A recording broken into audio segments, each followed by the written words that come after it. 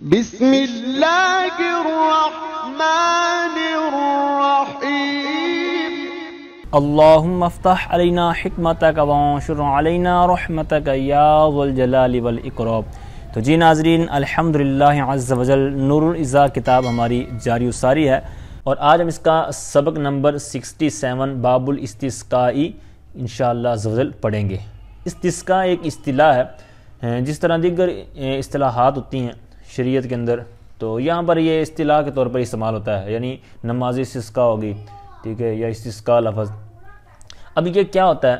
تو یہ تو سبق کے اندر آپ سنیں گے، لیکن اس کے لفظ پر جب غور کریں گے نا، یہ جو صیغہ ہے، مصدر ہے، تو آپ کو مزید آسانی سے اس کی تہہ تک پہنچ جائیں گے کہ یہ کیا چیز ہے۔ سین قاف یا اس کا مادہ ہے، سین قاف یا، اور بقیہ جو ہیں وہ آپ باب استفعال کی علامت پر جب لے جائیں گے تو آپ کو واضح ہو جائے گا۔ تو سین قاف یا اس کا معنی آتا ہے پانی پیش کرنا، پانی پلانا۔ ساقی لفظ آپ نے سنا ہوگا، تو ساقی یعنی پانی پلانے والا۔ تو اسی کو جب آپ استفعال پر لے دیں گے، باب استفعال پر جب لے کے جائیں گے تو اس کے اندر معنی ہو جاتا ہے، یعنی اس کے اندر خاصیت ایک ہوتی ہے طلب ماخذ کی، یعنی اس چیز کو طلب کرنا۔ جس طرح مثال کے طور پر خیر لفظ ہے، تو جب استفعال پر اس کو لے جائیں گے تو مطلب ہو جائے گا بھلائی چاہنا، یعنی استخارہ، ٹھیک ہے، تو بھلائی چاہنا۔ تو یہ استخارہ جو ہم کرواتے ہیں تو اس کے اندر یہی ہوتا ہے نا کہ جو بھلائی چاہ رہے ہوتے ہیں کہ یار یہ دو میرے سامنے کام ہے، یہ کروں یا نہ کروں، تو میں جب استخارہ کرواتا ہوں تو اس میں کلیئر ہو جاتا ہے، میری طرف سے اشارہ آ جاتا ہے کہ یہ کرنا ہے یا نہیں کرنا، ٹھیک ہے۔ اسی طرح تکبر ہے، تو اس کاف بارہ کبر کو آپ جب استفعال پر لے جائیں گے، استکبار، تو بڑائی چاہنا، ٹھیک ہے۔ اسی طرح نون سواد را ناصرہ جو ہے، اس کو آپ استفعال پر لے جائیں گے تو مطلب معنی بن جائے گا مدد چاہنا، ٹھیک ہے۔ تو اس طرح اس کے اندر معنی پیدا ہو جاتے ہیں۔ تو یہاں پر بھی یہی ہے کہ جب اللہ تعالیٰ کی طرف سے بارش نہ ہو رہی ہو، یعنی نیچے پانی جتنا مرضی ہو، لوگوں کے پاس پمپ لگے ہوں، ٹیوب ویل لگے ہوں، جتنے مرضی انہوں نے جناب سوئمنگ پول بنائے ہوں، لیکن جب اللہ تعالیٰ کی طرف سے، جب آپ نے بھی دیکھا ہوگا گرمیاں ہوتی ہیں تو کیسا ماحول ہو جاتا ہے، تو جب بارش نہ ہو رہی ہو تو پھر کیسی کیفیت بن جاتی ہے، اور موسم کے لحاظ سے بھی، پھر جانوروں، فصلوں اور دیگر جو پورا زندگی کا ماحول ہے، معاملات ہیں، تو بہرحال اس وقت پھر یہ استسقاء کی ضرورت پڑتی ہے، یعنی پھر اللہ تعالیٰ کی طرف سے یہ استسقاء کے طور پر التجا کی جاتی ہے۔ اب استسقاء کیسے ہوتا ہے یہ آگے آپ پڑھیں گے اسی سبق کے اندر۔ تو یہ تھا اس کا تھوڑا سا پس منظر لفظ کا کہ یہ کیا چیز ہے، ٹھیک ہے۔ یہی انہوں نے نیچے بھی معنی بیان کیے ہوئے حاشیے میں، ہوا طلب السقیا، ٹھیک ہے، سقیا یعنی پانی کو طلب کرنا، ٹھیک ہے۔ طلب العباد السقیا من اللہ تعالیٰ بالاستغفار والحمد والثناء، یعنی استغفار، حمد و ثناء کے ذریعے اللہ تعالیٰ سے بندوں کا پانی طلب کرنا، ٹھیک ہے۔ تو اب یہ جو استسقاء ہے یہ شریعت کی طرف سے بالکل ثابت ہے، یعنی قرآن و حدیث اور اجماع سے ثابت ہے، یعنی قرآن پاک کے اندر بھی ہے۔ یہ سورۃ نوح آیت نمبر 10-11، فَقُلْتُ اسْتَغْفِرُوا رَبَّكُمْ إِنَّهُ كَانَ غَفَّارًا يُرْسِلِ السَّمَاءَ عَلَيْكُمْ مِدْرَارًا، یہ نیچے آیت مبارکہ انہوں نے ذکر کی ہوئی ہے، تو اس کے اندر بھی یہ ثابت ہے، ٹھیک ہے۔ تو یہ قرآن پاک سے ہوگی، سنت سے ثابت یہ ہے، جس طرح نیچے حاشیہ در حاشیہ میں انہوں نے بیان فرمایا کہ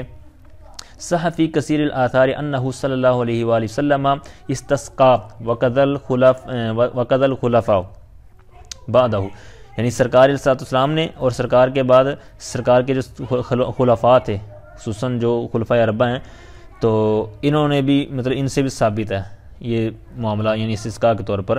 پھر اجماع کہتے ہیں اس پر امت کا اور سلف خلف، یعنی جتنے بھی پہلے ہمارے بزرگان دن گزرے ہیں، اسی طرح بعد کے، تو ان سب سے یہ ثابت ہے، ان سب کا اجماع ہے، کسی نے اس بات کا انکار نہیں کیا، ٹھیک ہے۔ تو یہ ساری چیزیں اس سے ثابت ہیں۔ اب پھر آگے آتا ہے کہ اس کی نماز ہے یا نہیں، کیونکہ وہ پیچھے جو اوپر آیت کے اندر بھی یہ دوسرا یہ کہ اوپر جو حاشیے میں جو بیان ہوا نا استغفار، حمد، ثنا، یعنی اس کے ذریعے تو اللہ تعالیٰ سے استسقاء کرنا ہی ہے، لیکن کیا نماز پڑھی جائے گی یا نہیں پڑھی جائے گی، تو اس کے لیے پھر آگے بات آ رہی ہے۔ دوسرا یہ کہ پھر اس کی جماعت ہوگی یا نہیں ہوگی، اس میں پھر اختلاف ہے، ٹھیک ہے۔ تو آئیے سبق کی طرف بڑھتے ہیں۔ لہو صلاۃ من غیر جماعت ولہ استغفار، لہو مطلب استسقاء، یعنی استسقاء کی نماز ہے من غیر جماعت، بغیر جماعت کے، یعنی اس کی نماز تو پڑھیں گے لیکن جماعت نہیں کرائیں گے، بغیر جماعت کے فردن پڑھیں گے۔ وَلَهُ استغفار، اور اس کے لیے استغفار بھی ہے، یعنی بندہ 2 رکعت یا جتنی بھی پڑھنا چاہے وہ بھی پڑھ سکتا ہے اور پھر استغفار بھی کرے، ٹھیک ہے۔ اللہ تعالیٰ کی بارگاہ میں توبہ طائب ہو اور خوب گڑ گڑا کر اللہ تعالیٰ کی بارگاہ میں التجا کرے، تو انشاءاللہ عز و جل اللہ تعالیٰ کی طرف سے رحمت متوجہ ہوگی۔ تو اب یہاں پر جو متن میں بیان ہوا یہ کہ جماعت نہیں ہوگی. اب اس کے اوپر جماعت نہیں ہوگی تو پھر فرمایا کہ جائزتن، حاشیہ میں فرماتے ہیں کہ جائزتن یعنی یہ لہو صلاتن جائزتن یعنی اس کے لیے نماز ہے اور یہ سارا بالکل معاملہ جائز ہے. ٹھیک ہے، یہ حرام وغیرہ نہیں ہے یا بدعت وغیرہ نہیں ہے. پھر جائزہ کا جو حاشیہ نیچے ہے، سید اعلیٰ حضرت فاضل بریلوی رحمۃ اللہ تعالی فرماتے ہیں کہ صلاۃ الاستسقاء سنۃ عند الصاحبین وعلیہ العمل اليوم، یعنی صاحبین جو امام اعظم کے جو بڑے جلیل القدر شاگرد ہیں، امام ابو یوسف اور امام محمد، ان کے نزدیک فرماتے ہیں کہ یہ استسقاء کی جو نماز ہے یہ سنت ہے. ٹھیک ہے، ان کے نزدیک سنت ہے. اور اوپر جو جائزہ کے تحت آگے بات تھی وہ بلا کراہت یعنی جائز بلا کراہت ہے، ولیست سنتن، اور یہ سنت نہیں ہے. یعنی اوپر بیان ہوا کہ سنت نہیں ہے. ٹھیک ہے، پھر آگے ان کے اوپر ایک دلیل بھی انہوں نے حضرت عمر رضی اللہ عنہ کے فعل سے ثابت کی ہے. تو بہرحال اوپر قول وہ تھا، لیکن ایک یہاں پر جو امام اعظم سید اعلیٰ حضرت فاضل بریلوی رحمۃ اللہ تعالی نے فرمایا نا کہ صاحبین کے نزدیک جو استسقاء کی نماز ہے یہ سنت ہے. ٹھیک ہے، یہ ضمن اختلاف ہے، آپ نام یاد رکھیں تو بھی ٹھیک، لیکن یاد رکھ لیں گے تو آپ کے علم کے اندر یہ بڑھوتری ہوگی اور آگے بڑی کتاب کے اندر آپ کو فائدہ دے گا.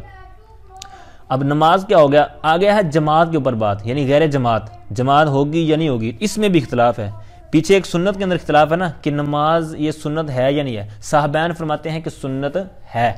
اب آئی ہے جماعت کی باری کہ یعنی جماعت ہوگی یا نہیں ہوگی. اوپر متن میں تو ہم نے بات سن لی نا کہ اس کے لیے جو نماز ہے وہ جماعت کے بغیر ہے اور استغفار ہے. لیکن اب من غیر جماعت کے نیچے انہوں نے بیان فرمایا، کہتے ہیں یہ بات جو ہے نا من غیر جماعت یعنی جماعت نہیں کروائیں گے، یہ عند الامام، یہ امام اعظم کے نزدیک ہے. ٹھیک ہے، تو جیسا کہ فرماتے ہیں انہوں نے بیان فرمایا کہ یہ نماز وہ پڑھیں گے وحداناً یعنی علیحدہ پڑھیں گے، اس میں کوئی حرج نہیں ہے. یعنی امام اعظم کا قول یہ کہ جماعت سے ہٹ کر پڑھیں گے، علیحدہ پڑھیں گے، تو یہ تو ان کا موقف ہو گیا، اس میں کوئی حرج کی بات نہیں ہے. وقال ابو یوسف و محمد یصلی الامام رکعتین، تو کہتے ہیں کہ جو امام صاحبین ہیں فرماتے ہیں کہ امام صاحب 2 رکعتیں پڑھے گا اور یجہر فیہما بالقراۃ، اور اس کے اندر جو قرات کرے گا وہ بھی جہری طور پر کرے گا. کیسے؟ کہتے ہیں کل عیدی لما رواہ ابن عباس رضی اللہ تعالیٰ عنہما. پھر آگے انہوں نے دلیل بیان کی ہے کہ جس طرح عید کے اندر معاملہ ہم نے بیان کیا نا، اسی طرح اس نماز کے اندر بھی نماز امام پڑھائے گا اور جہری نماز کے طور پر پڑھائے گا. پھر انہوں نے آگے دلیل بیان کی حضرت عبداللہ بن عباس رضی اللہ تعالیٰ عنہما کے حوالے سے. اب یہ تھا جماعت اور غیر جماعت کے حوالے سے. ٹھیک ہے، پھر سنت اور غیر سنت کے حوالے سے بھی آپ نے سماعت کر لیا. اب یہ ضمنی بات تھی، یاد رکھیں گے تو آپ کے فائدے کی بات ہوگی. آگے آئیے کہتے ہیں وَيُسْتَحَبُّ الْخُرُوجُ لَهُ 3 أَيَّامٍ مُشَاةً فِي ثِيَابٍ خَلَقَةٍ غَسِيلَةٍ أَوْ مُرَقَّعَةٍ متذللین متواضعین خاشعین للہ تعالی ناکسین رؤوسہم مقدمین الصدقۃ کل یوم قبل خروجہم. یہاں تک بہت زبردست اس کے تھوڑے سے انہوں نے انداز بیان کیے ہیں کہ ایسی کیفیت بنا کر اللہ تعالیٰ کی بارگاہ میں جب حاضر ہونا ہے تو فرماتے ہیں کہ وَيُسْتَحَبُّ الْخُرُوجُ، کہتے ہیں نکلنا مستحب ہے. کس طرح نکلنا مستحب ہے؟ آگے ساری جتنی بات آپ نے سنی ہے اس کے اندر یہ طریقہ کار بیان ہوا ہے. تو نکلنا مستحب ہے، یعنی میدان میں جا کے جب نماز پڑھنی ہے تو یہ نکلنا مستحب ہے. کیسا انداز ہوگا؟ کہتے ہیں الخروج لہو 3 ایام. پہلی بات یہ ہے نکلنا جو مستحب ہے، کہتے ہیں لہو کی ضمیر لوٹے کی استسقاء کی طرف، یعنی استسقاء کے لیے نکلنا مستحب ہے.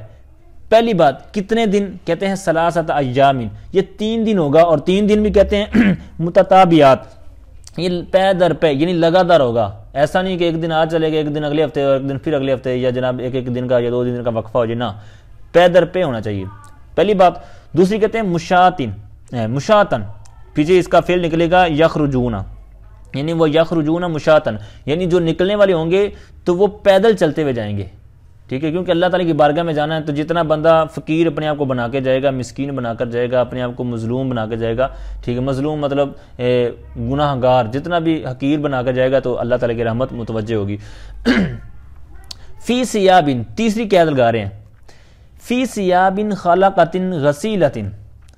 غسیلہ مطلب غسل سے، مطلب دھلے ہوئے، خلقۃ یہ ہوگا پرانے کے معنی میں. ٹھیک ہے، فی ثیاب، ثیاب کا آپ کو معنی پتا ہے کپڑے. تو کہتے ہیں چل جائے گا تسی. اب کپڑے کیسے ہونے چاہیے، اس کا لباس کیسا ہونا چاہیے؟ تو فرماتے ہیں کہ پاک صاف کپڑے، یعنی پاک کپڑے ہوں، پرانے کپڑے ہوں لیکن دھلے ہوئے ہوں. ٹھیک ہے، خلقۃ جو ہو جائے گا پرانے کے معنی میں، تو پرانے کپڑے ہوں اور غسیلۃ دھلے ہوئے ہوں. ٹھیک ہے، ایسا نہیں کہ جناب بدبو آ رہی ہے، اللہ تعالیٰ کی بارگاہ میں جانا ہے تو پاک دامن ہو کر، یعنی پاک ہو کر خوشبو اگر ہو وہ لگا لیں، وگرنہ یہ جو آپ نے صورت سنی کہ پرانے کپڑے ہوں دھلے ہوئے ہوں اور ساتھ میں اس کو پیبند جو مطلب چھوٹے چھوٹے پیس اور ٹکڑے وغیرہ لگا کر یا یوں کہہ لیں کہ جوڑ لگا کر کپڑے سلائی کیے ہوتے ہیں، تو اگر اس طرح ہوں تو بھی ٹھیک، نہ ہوں تو بھی ٹھیک، لیکن اگر ہوں تو کہتے ہیں او مرقعاتن، یا پھر پیبند لگے ہوئے، یعنی پیبند کپڑے لگے ہوئے ہیں تو پھر وہ پہنے۔ پھر کہتے ہیں متذللین، ذلیل بن کر، مطلب عاجزی کا پیکر بن کر، متواضعین، متذللین متواضعین، مطلب عاجزی کا پیکر بن کر، خاشعین، ڈرتے ہوئے، خشوع کرتے ہوئے، اللہ کی بارگاہ میں حاضری کے لیے ڈرتے ہوئے، ناکسین رؤوسہم، اللہ اپنے سروں کو جھکائے ہوئے، ٹھیک ہے، رؤوس یہ راس کی جمع ہے، اپنے سروں کو جھکائے ہوئے جانا ہے، ٹھیک ہے، یعنی ایسا نہیں کہ ادھر ادھر دیکھ رہے ہوں یا جناب گپ شپ مار رہے ہوں، ہنس رہے ہوں، اوپر دیکھ رہے ہوں، یہ کر رہے ہیں وہ کر رہے ہوں، یہ لیکن یہ ساری چیزیں مستحبات کے اندر ہے، یہ بھی آپ نے یاد رکھنا ہے۔ اچھا، پھر کہتے ہیں یہ ساری چیزیں تو کر رہے ہیں لیکن جانے سے پہلے ہر دن صدقہ بھی کرنا ہے، مقدمین الصدقۃ کل یوم قبل خروجہم، ان سب کا ہر دن نکلنے سے پہلے صدقہ ادا کرنا، ٹھیک ہے، صدقہ کرتے ہوئے جائیں۔ وَيُسْتَحَبُّ إِخْرَاجُ الدَّوَابِ وَالشُّيُوخِ الْكِبَارِ وَالْأَطْفَالِ۔ اب یہاں سے مزید اللہ تعالیٰ کی رحمت کو متوجہ کرنے کے لیے ایک مستحب بیان کر رہے ہیں، کہتے ہیں کہ اخراج باب فعل پر لے گئے، پیچھے تھا وَيُسْتَحَبُّ الْخُرُوجُ، خود نکلنا، خود نکلیں گے اور کیسے کیسے نکلیں گے، یہ پوری ایک لائن آپ نے آگے سماعت کی۔ اب یہ ہے کہ خود نکلیں، اپنے ساتھ کسی اور کو لے کے آئیں گے تو یہ اخراج متعدی کے معنی میں ہو گیا، ٹھیک ہے، باب فعل سے، تو مطلب یہ ہے کہ خود تو نکلا ہے اور کس کس کو ساتھ یہ لے کر نکلے گا، کہتے ہیں وَيُسْتَحَبُّ إِخْرَاجُ الدَّوَابِ وَالشُّيُوخِ الْكِبَارِ وَالْأَطْفَالِ، دواب کہتے ہیں چپایوں کو، ٹھیک ہے، اور شیوخ کبار یعنی شیوخ بھی ہوں، کبار تو بڑوں کو کہتے ہیں، شیوخ بھی بڑے کو کہتے ہیں، شیخ کو، لیکن یہاں پر لے لیں گے کمزور یعنی بڑے بزرگ جو خاندان کے ہوتے ہیں، فیملی کے ہوتے ہیں، اور ان کے اندر جو بزرگ ہوتے ہیں، ٹھیک ہے، تو ان کو بھی ساتھ لے لیں، والاطفال، طفل کی جمع تو بچے، تو ان سب کو لے دیں، اور دواب کے اندر یعنی جو چپائے ہیں ان کے اندر ان کے بچے بھی، وہ ان کے بوڑھے بھی، جو بھی ہوں، تاکہ چھوٹے بچے جو جانور ہوں گے تو وہ جب روئیں گے تو اس طرح کی جب رونے کی کیفیت بنے گی تو اللہ تعالیٰ کی رحمت متوجہ ہوگی۔ اب اس کے اوپر اور بھی دلائل ہیں کہ یہ جو کمزوروں کو لے کے جانا، بچوں کو لے کے جانا، پھر اس کے اگلے صفحے پر حاشیے میں انہوں نے 2 حدیثیں نقل کی ہیں، ایک بخاری شریف کی ہے، رواہ البخاری، حل ترزقون وتنصرون الا بدعافائکم، یعنی تمہاری مدد جو کی جاتی ہے نا، کہتے ہیں یہ تمہیں جو رزق دیا جاتا ہے، تمہاری جو مدد کی جاتی ہے، یہ تمہارے کمزوروں کی وجہ سے ہوتی ہے، ٹھیک ہے۔ پھر نیچے ایک اور انہوں نے بیان سنن بہقی کے والے سے روایت بیان کی ہے، اس کے اندر بھی یہی ہے کہ تمہاری جو مدد کی جاتی ہے، تو یہ بہت بڑا ان کا مطلب جو رزق کے معاملے میں یا دیگر جو مدد ہوتی ہے، تو یہ ہمارے جو بزرگ ہوتے ہیں، ہمارے جو چھوٹے بچے ہوتے ہیں، تو ان کی وجہ سے بھی بہت سی اس طرح کی پریشانیاں وغیرہ دور ہو جاتی ہیں اور سارے معاملات کلیئر ہوتے رہتے ہیں، جو کہ ہمیں شعور نہیں ہوتا۔ تو بہرحال آگے بڑھیے۔ اب یہ پیچھے بات جو سماعت آپ نے کی نا، یہ تھا کہ عام علاقوں کے اندر کہ وہ اپنی مسجد وغیرہ میں نہ جائیں بلکہ کسی میدان کے اندر جمع ہوں، ٹھیک ہے، صحرا وغیرہ میں۔ اب یہاں سے آگے 3 مقدس مقامات جو ہمارے آپ کو بھی ذہنوں میں ہوگا، مکہ مکرمہ، ٹھیک ہے، مدینہ منورہ، اور پھر مسجد اقصی یعنی بیت المقدس۔ اب یہ 3 علاقے ہیں، اگر ان علاقوں میں اگر ایسا کوئی معاملہ ہو جائے، بارش نہ ہو رہی ہو، تو پھر وہ کیا کریں، وہ کس جگہ پر جائیں، وہ بھی میدان میں جائیں یا کسی اور جگہ پر جائیں؟ تو یہاں سے اس کے حوالے سے بہت زبردست اور عقیدے کی بات بیان کر رہے ہیں، کہتے ہیں وفی مکہ و بیت المقدس ففی المسجد الحرام والمسجد الاقصی یجتمعون وینبغی ذلک ایضا لأہل المدینہ النبی صلی اللہ تعالی علیہ وآلہ وسلم۔ یہاں تک تینوں شہروں کے حوالے سے انہوں نے بات کی کہ کہتے ہیں مکہ میں اگر یہ معاملہ ہو و بیت المقدس اور بیت المقدس میں ہو، یعنی مکہ تو بہت بڑا وسیع ایک شہر ہے نا، لیکن اس پورا شہر ہی متبرک ہے، لیکن پھر اس کے اندر بھی کیونکہ خانہ کعبہ ہے تو وہ سب سے زیادہ فضیلت والا ہے پوری کائنات کے اندر، تو پھر کیا ہوگا؟ کہتے ہیں کہ مکہ میں ہو ایسا معاملہ تو پھر کیا کرے، ففی المسجد الحرامی، تو مسجد حرام میں یہ سارے جمع ہوں، وہ بیت المقدس، اور بیت المقدس کے اندر ہو تو پھر کہتے ہیں والمسجد الاقصی، تو یعنی عبارت کا تعلق آپ سمجھ رہے ہوں گے، وفی مکہ تھا اس سے تعلق ہوگا ففی المسجد الحرام، ٹھیک ہے، وفی بیت المقدس اس کا تعلق ہوگا المسجد الاقصی سے۔ ٹھیک ہے، یعنی بیت المقدس کے اندر معاملہ ہو تو مسجد اقصیٰ جا کے یہ سارا استسقاء کا معاملہ کرنا ہے، اور مکہ کے اندر ہو تو پھر کیا ہوگا، مسجد حرام کے اندر۔ مکہ یہ غیر منصرف ہے، اس وجہ سے اس کے اوپر نصب آئے گا۔ اور یجتمعون، پھر کہتے ہیں یہ کیا ہو تو وہاں پر یہ جمع ہو جائیں۔ اب جمع ہو جائیں تو پھر تیسری بات جو رہے گی، تو اب یہاں یجتمعون کے نیچے انہوں نے بیان کیا ہے کہ یہ کیوں کرنا ہے، ٹھیک ہے۔ کہتے ہیں اقتداء بالسلف والخلف، یعنی جو سلف صالحین ہمارے اور پھر ان کے بعد جو آتے رہے تو ان کی اقتداء، کیونکہ انہوں نے بھی اسی طرح کیا ہے، ایک تو یہ ہے ان کی اقتداء ہوگی، دوسرا کہتے ہیں ولشرف المحلی، کہتے ہیں جو جگہ ہے اس کی شرف اور بزرگی کی وجہ سے، وزیادت نزول الرحمت بھی، اور اس طرح کرنے سے کہتے ہیں رحمت کا نزول یہ زیادہ ہو جاتا ہے، یعنی اللہ تعالیٰ کی رحمت ان مقامات پر چھما چھم برستی ہے، تو اس وجہ سے کہتے ہیں کہ ان کو ہم نے سلیکٹ کیا مکہ اور بیت المقدس کے اندر سے۔ وَيَنبَغِي ذَلِكَ أَيْضًا لِأَهْلِ مَدِينَةِ النَّبِيِّ صلی اللہ علیہ وسلم، یعنی سرکار دو عالم صلی اللہ علیہ وسلم کے جو شہر والے ہیں، کہتے ہیں ان کے لیے بھی زیادہ مناسب ایسا ہی کرنا ہے کہ وہ مسجد حرام جو مسجد نبوی ہے تو وہاں پر جمع ہوں، ٹھیک ہے۔ اچھا جی، آگے پھر اس کے اوپر بھی انہوں نے نیچے کافی دلائل دیے ہیں کہ یہ کیوں ہے، یعنی اس کا علیحدہ طور پر وَيَنبَغِي ذَلِكَ، ٹھیک ہے، یعنی یہاں پر اس کا علیحدہ طور پر بیان کیا ہے، لیکن اس کے تحت نہیں بیان کیا، دو کو علیحدہ بیان کیا، تیسری کے لیے وَيَنبَغِي مناسب کے طور پر لے کے آئے۔ یہ کیوں لے کے آئے پھر اس کی بھی نیچے بحث ہے۔ اچھا، آگے ہے پھر دعا کے والے سے، جس طرح پیچھے کہا نا کہ دعا اور نماز وغیرہ، کہتے ہیں وَيَقُومُ الْإِمَامُ مُسْتَقْبِلَ الْقِبْلَةِ رَافِعًا يَدَيْهِ وَالنَّاسُ قُعُودٌ مُسْتَقْبِلِينَ الْقِبْلَةَ يُؤَمِّنُونَ عَلَى دُعَائِهِ، فرماتے ہیں کہ امام صاحب قبلہ رو کھڑا ہو جائے، ٹھیک ہے، رافعاً یدیہ، اپنے دونوں ہاتھوں کو بلند کرتے ہوئے، امام صاحب جو ہیں وہ قبلے کی جانب کھڑے ہوں اپنے دونوں ہاتھوں کو بلند کرتے ہوئے، والناس قعود مستقبلین، اور جو لوگ ہیں تو یہ کیا کریں، قعود بیٹھے رہیں، مستقبلین القبلہ تھا، قبلے رو کرتے ہوئے یہ بیٹھے رہیں، یؤمنون علی دعائہ، امام صاحب کی دعا پر آمین کرتے رہیں، آمین کہتے رہیں۔ اب وہ دعا کیا ہے، تو اب دعا یہ جو سامنے لکھی ہوئی ہے آپ کے، یہ بھی ہو سکتی ہے، اس کے علاوہ حاشیے میں بیان کی ہے وہ بھی ہو سکتی ہے، اس کے علاوہ اور بھی جو اس طرح کے الفاظ والی دعا ہو آپ اردو میں بھی کر سکتے ہیں، جو بھی آپ کی لینگویج ہو، زبان ہو، تو اس کے اندر آپ کر سکتے ہیں۔ بہرحال دعا یہ ہے کہ اللہم اسقنا غیثا مغیثا ہنیئا مریئا مریعا غدقا مجللا صحا طبقا دائما۔ اب یہاں تک دعا جو ہے اس کا یہ دعا آپ نے مانگنی ہے۔ اب دعا کے جو الفاظ معنی ہیں، یعنی پیچھے نیچے حاشیے میں انہوں نے اچھی بات کی ہوئی ہے ہر معنی کے تحت، میں بھی آپ کے سامنے عرض کرتا ہوں۔ اللہم، اے اللہ،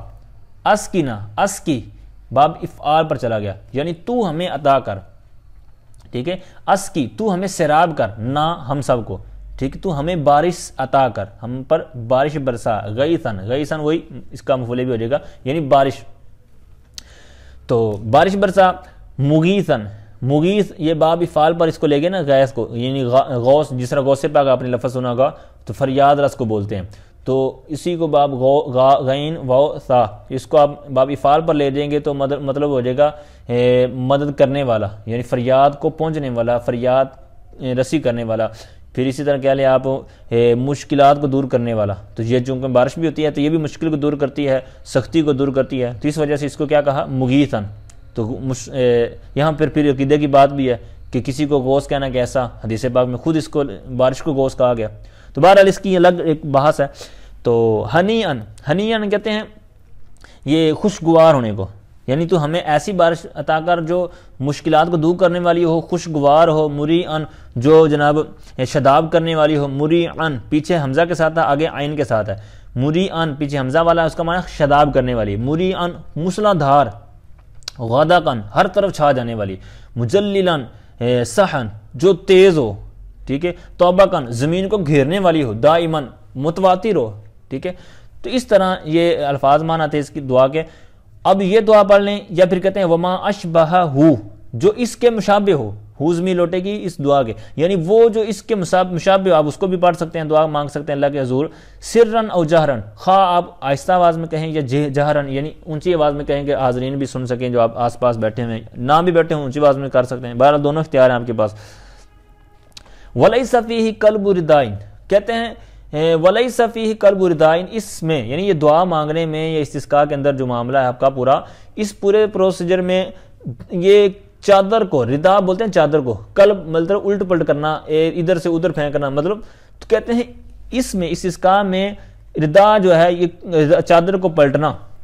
یہ کچھ نہیں ہے. ولا یحضرہ ذمی، اور اس معاملے میں یعنی استسقاء والے معاملے میں جس طرح بچے جا رہے ہیں، بوڑھے جا رہے ہیں، آپ جا رہے ہیں، تو اس کے اندر کہتے ہیں ذمی لوگ یعنی جو کافر ہوتے ہیں یہ نہ جائیں، کیونکہ ہم نے جس طرح کہا کہ اللہ تعالیٰ کی توجہ لینی ہے، ہم نے اللہ تعالیٰ کی رحمت کو متوجہ کرنا ہے، اور یہ جو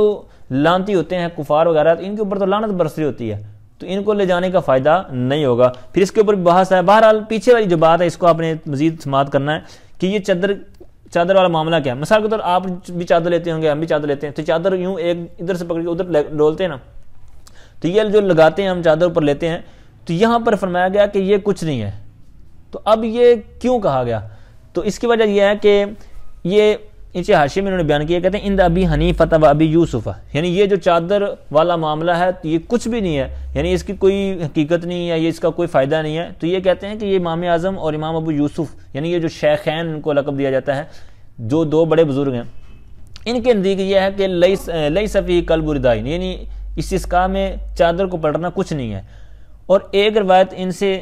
اور کہتے ہیں جو امام محمد سے ہے، فرماتے ہیں کہ وہ ایک ان سے مروی ہے کہ یوں چادر ایک ادھر سے ادھر پھینک دینی چاہیے، مطلب تو اس کا ان سے جو مروی ہونا ہے تو وہ کیوں، حالانکہ یہ جو بڑے بزرگ ہیں تو ان سے ایسی بات ثابت نہیں ہے، اور جو امام محمد ان کے شاگرد ہیں ان سے ایسی بات منقول ہے. تو فرماتے ہیں اس کی پھر ایک تعویل کریں گے، اس کو معمول کریں گے کس بات پر؟ کہتے ہیں التفاعل، یعنی اچھے شگون پر، یعنی اس طرح وہ لیں گے کہ مولا کریم جس طرح یہ چادر میں ادھر سے ادھر پھینک رہا ہوں تو اسی طرح تو ہمارے حالات بھی اچھے کر دے، یعنی جس طرح چادر یہاں سے ادھر گئی تبدیل ہوگی، تو اسی طرح جو ہمارے جو حالات ہیں یعنی بارش نہیں ہو رہی اور دیگر جو معاملات خراب ہو چکے ہیں، تو بھی مولا کریم ہم پر اپنی رحمت کر اور یہ ہمارے حالات ٹھیک ہو جائیں. ٹھیک ہے. پھر آگے جس طرح آپ نے پیچھے سنا نماز کے والے سے، کہتے ہیں ولا یخطب عند ابی حنیفہ، تو امام اعظم ابو حنیفہ کے نزدیک خطبہ نہیں ہوگا استسقاء کے اندر، کیونکہ کہتے ہیں کہ یہ نماز کے تابع ہے، یعنی نماز جو جماعت کے ساتھ پڑھی جائے خطبہ اس کے تابع ہوتا ہے، اور امام صاحب کے نزدیک کہتے ہیں جماعت تو ہے ہی نہیں، اور صاحبین کے نزدیک چونکہ آپ نے پیچھے سنا کہ جماعت ہے، نماز ہے، تو فرماتے ہیں کہ یہاں پر ان کے نزدیک کیا ہوگا؟ خطبہ ہوگا. ٹھیک ہے. امام ابو یوسف، لیکن پھر آگے اختلاف ہے کہ خطبہ کیسے ہوگا. امام ابو یوسف فرماتے ہیں کہ ایک خطبہ ہوگا، اور امام محمد فرماتے ہیں کہ دو خطبے ہوں گے.